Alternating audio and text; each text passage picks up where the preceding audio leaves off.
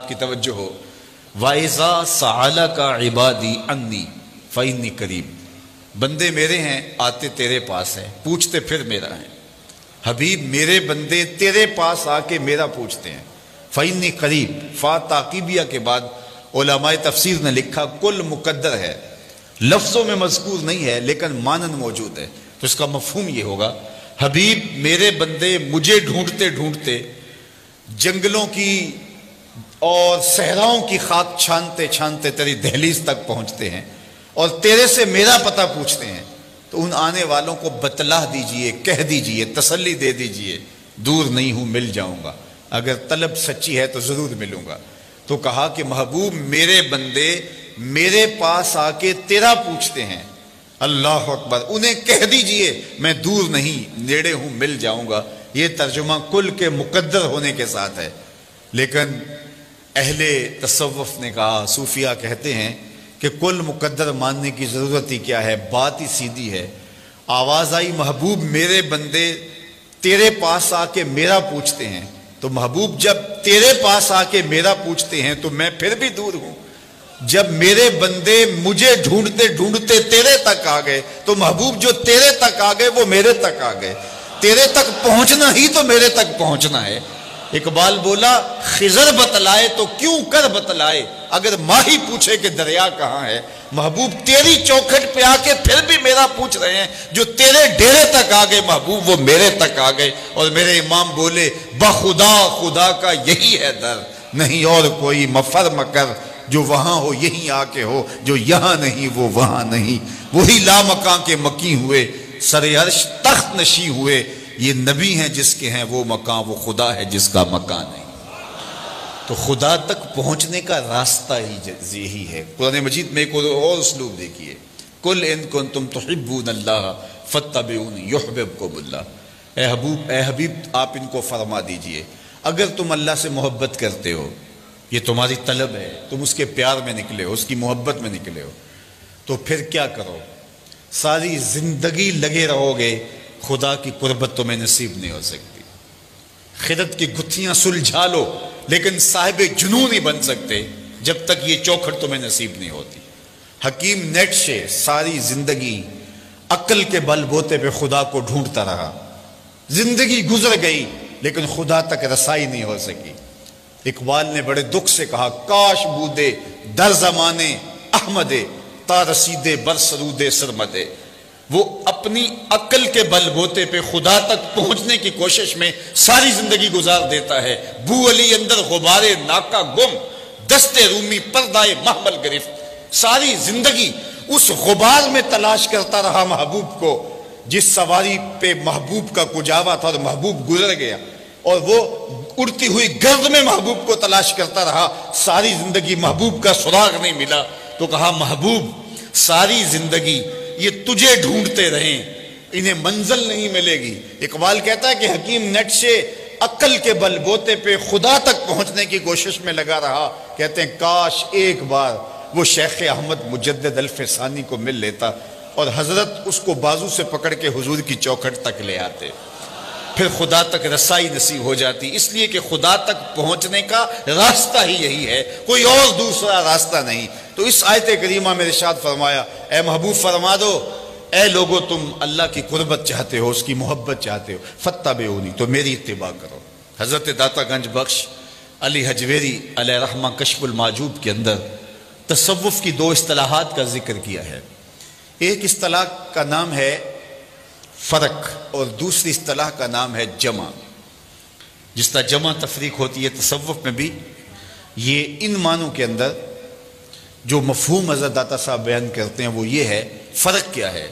جب بندہ اللہ کی طلب میں نکلتا ہے اور اپنی نفسانی خواہشات کو ترک کرتا ہے اور عزم سفر ہوتا ہے، اس کی یہ سلوک کی منزل، اس کی تگ و تاز، اس کی جد و جہد، اس کی محنت، اس کی کد و کاوش، اس کے رت جگے، اس کے آنسو، اس کی سسکیاں، امید وصل کے لیے اس کی بھاگ دوڑ، یہ فرق کہلاتی ہے.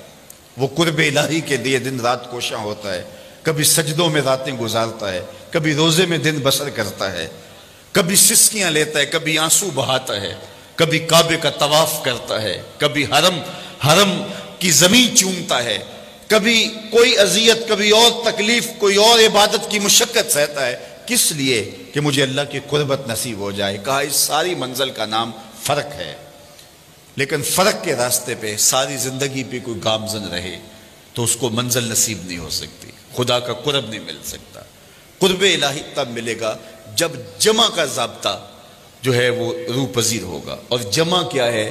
جب اس کی کرم نوازی ہو اور وہ بندے کو اپنا قرب عطا کرے۔ بندے کی طلب، بندے کی تڑپ، اس کا التہاب، اس کا پیچ و تاب، اس کا اضطراب، اس کی سسکیاں، اس کی عبادتوں کا گداز، اس کا رونا دھونا اور اس کی تڑپ اور اس کی بےتابیاں اور اس کی بے چینیاں ساری زندگی بھی رہیں، لیکن خدا کے قرب کی کوئی انتہا ہی نہیں ہے۔ ساری زندگی سفر کرتا رہے لیکن منزل اسے نصیب نہیں ہو سکتی، اس لیے کہ اس کی قربت کی کوئی انتہا ہی نہیں ہے، تو وہ چلتا رہے گا، چلتا رہے گا۔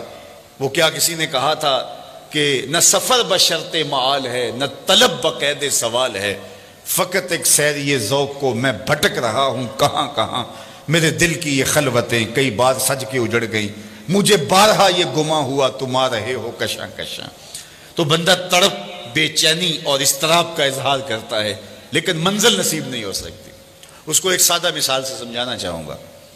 بہلول کا نام آپ نے سنا ہے، مشہور مجاذیب میں ہے، اور یہ وہ لوگ ہوتے ہیں کہ تجلیات کے وفور سے جن کا شیشہ عقل ٹوٹ جاتا ہے، اور دنیا انہیں پاگل کہتی ہے، دیوانہ کہتی ہے، لیکن سادی کہتے ہیں سادیا نزدیک رائے عاشقاں، خلق مجنو نندو مجنو عاقل است۔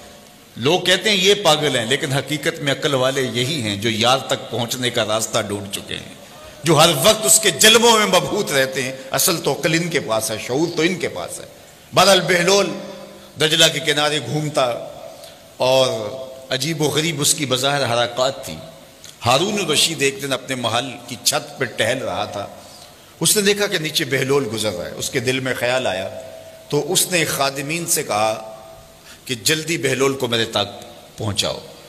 تو جو مامور تھے خدمت پر، انہوں نے اوپر سے نیچے کمند پھینکی، نیچے والوں کو اشارہ دیا، انہوں نے بہلول کو پکڑ کے ڈولی میں رکھا، اوپر والوں نے کھینچ لیا۔ 2 لمحوں کے بعد بہلول بادشاہ کے سامنے تھا۔ بادشاہ نے بہلول سے پوچھا مجھے ایک بات تو بتاؤ، تم خدا تک کیسے پہنچے ہو؟ مجھے یہ بات بتاؤ تم خدا تک کیسے پہنچے ہو؟ تو بہلول نے 2 لفظی جواب دیا، کہا بادشاہ جیسے آپ تک پہنچا۔ جو اللہ کے بندے ہوتے ہیں ان کی لمبی تقریریں نہیں ہوتی، بات میں سادہ و آزادہ، معانی میں دقیق۔ اقبال نے جو مرد کلندر کی نشانیاں بیان کی ہیں ان میں سے ایک نشانی بات میں سادہ و آزادہ، معانی میں دقیق۔ تو کہا کہ جیسے آپ تک پہنچا ہوں۔ بات تو سادہ سی تھی، لیکن ہارون رشید کہنے لگا میں سمجھ نہیں پایا۔ کہا بات تو آسان ہے، تم نہیں سمجھ پائے تو میں کیا کروں؟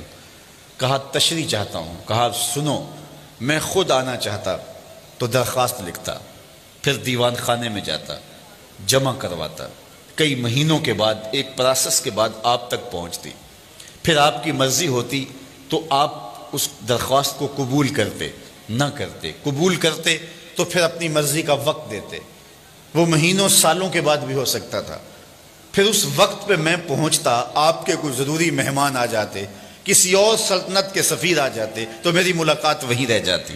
تو میں چاہتا تو کئی مہینے اور کئی سال لگ جاتے، ملاقات پھر بھی آپ کی مرضی پہ موقوف تھی، اور جب آپ نے چاہا تو 2 گھڑیاں بھی نہیں لگی، جب آپ نے چاہا تو 2 لمحے بھی نہیں لگے۔ مانا کہ سفر، محبت کی سفر میں ہر گام پہ 100 مشکل ہے، لیکن یہ سفر آسان بھی ہے اگر ساتھ تمہارا ہو جائے۔ تو کہا کہ بندہ چاہے تو ساری زندگی فرق کے راستے پہ گامزن رہے لیکن منزل نصیب نہیں ہوتی، لیکن جب وہ چاہے تو جمع کا قاعدہ جب سامنے آتا ہے تو پھر 2 لمحے بھی نہیں لگتے۔ اب وہ جمع کا قاعدہ کس طرح سامنے آتا ہے تو اس آیت کریمہ میں بتایا، قل ان کنتم تحبون اللہ، اے محبوب فرما دیجئے لوگو اگر تم اللہ کی طلب میں نکلے ہو، اس سے محبت کرتے ہو، فاتبعونی، تم میری اتباع کرو، تو پھر کیا ہوگا؟ تم طلب کرنے نکلے تھے، تم تلاش کرنے نکلے تھے، یحببکم اللہ، وہ رب ہو کہ تم سے پیار کرنے لگ جائے گا۔ یعنی حضور اگر درمیان میں آ گئے تو تمہاری طلب، تمہاری جستجو بامراد ہو جائے گی۔ نکلے تم تھے محب بن کے، تم اس کی قربت کے لیے کوشاں ہوئے تھے، تمہاری آرزو یہ تھی کہ ہم اس کا قرب پالے، لیکن جب تم نے حضور کو محبت اور حضور کو پیار اور حضور کو الفت کے رنگ کے اندر مانا اور حضور کی اطاعت اور فرما برداری کو تم نے شعار زندگی بنا لیا، تم طلب کرنے نکلے تھے، اس کی رحمتیں تمہیں تلاش کریں گی، وہ تمہیں رحمتوں سے نوازے گا اگر تم حضور علیہ السلام کی اتباع اور حضور کی محبت کرو۔ اس لیے خدا تک پہنچنے کا ایک ہی راستہ ہے اور وہ حضور کے قدموں تک پہنچنا ہے۔ اقبال کے سارے کلام کا رس نچوڑیں تو خلاصہ یہ نکلتا ہے کی محمد سے، ایسا خلاصہ یہ نکلتا ہے بمصطفیٰ برساں خیش را کے دی ہماؤست، اگر بہو نہ رسیدی تمام بولا بیست۔ اقبال کہتے ہیں اپنے آپ کو کھینچ کے حضور کے قدموں تک لے جا، سارا دین اسی کا نام ہے، اور اگر تو حضور تک نہیں پہنچا تو کلمہ پڑھ کے بھی ابو لہب کا ابو لہب ہی رہا ہے۔ اس لیے اگر میں اور آپ چاہتے ہیں کہ ہمیں خدا کی قربت نصیب ہو تو ہمیں حضور کی راہوں تک پہنچنا ہوگا، حضور کے طریقے کو اختیار کرنا ہوگا، ان کے طرز زندگی کو اختیار کرنا ہوگا۔ ہم دعوی محبت رکھتے ہیں اور ہم اپنے دعوی محبت میں سچے ہیں، لیکن ہم نے یہ دیکھنا ہے کہ ابھی ہماری محبت کہیں ناپختہ تو نہیں ہے، چونکہ محبت محب کے لیے یہ بات لازم کر دیتی ہے کہ وہ محبوب کی اطاعت کو شعار زندگی بنا لے۔ محبوب نے جو حکم دیا ہو اس کو ماننا تو جان لڑا کر بھی ضروری ہوتا ہے۔ محب تو محبوب کی صرف منشا کو دیکھتا ہے کہ محبوب کی منشا کیا ہے، محبوب کا حکم وہ تو حکم ہوتا ہے، محبوب نے کہہ دیا تو پھر اپنی خواہش کیا رہ جاتی ہے، تیرے ہندیاں سندیاں محبوبہ میں کافر ہوواں جے میں ہواں۔ جب محبوب نے کہہ دیا تو پھر تو کوئی بات ہی نہ رہی۔ اصل جو محب ہوتا ہے وہ محبوب کے حکم کا انتظار نہیں کرتا، محبوب کی منشا دیکھتا ہے کہ محبوب کی منشا